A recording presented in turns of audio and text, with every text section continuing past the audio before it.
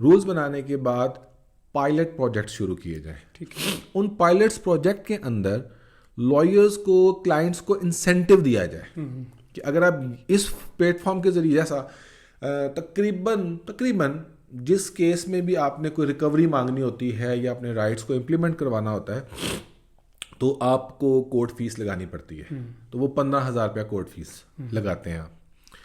تو اگر لائرز کو یہ بینیفٹ دے دیا جائے کہ اگر آپ اس پلیٹ فارم کے ذریعے ڈیجیٹلائز طریقے سے لیٹیگیشن کو لے کے چلیں گے تو آپ کی کورٹ فیس ایگزیمپٹڈ ہے, یا آپ کو 2,000-3,000 روپیہ صرف دینا پڑے گا, اس طرح کا آپ کو بینیفٹ دے دیا جائے تو لائرز بھی انکلائن ہوں گے.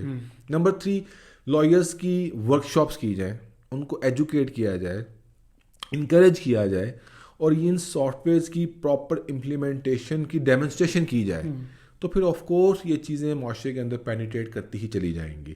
اچھے آسان سافٹ ویئر بنا دیے جائیں.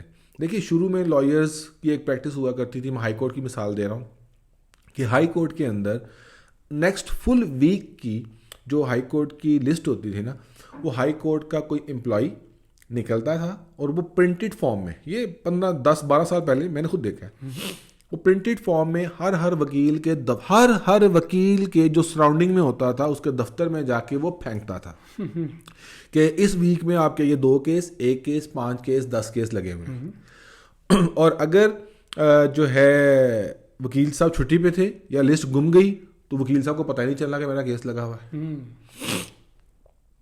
یا پھر وکیلوں کو خود مینولی, جو دور وکیل بیٹھے تھے انہیں خود مینولی جا کے چیک کرنا پڑتا تھا کہ میرا کیس لگا یا نہیں لگا.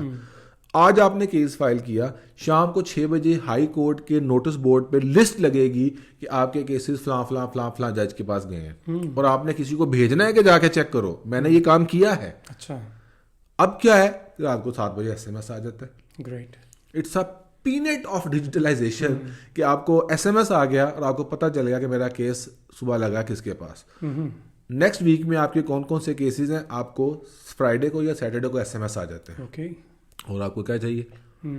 تو الغرض ان چیزوں کے تو ان گنت فائدے ہی فائدے ہیں, کوئی نقصان نہیں.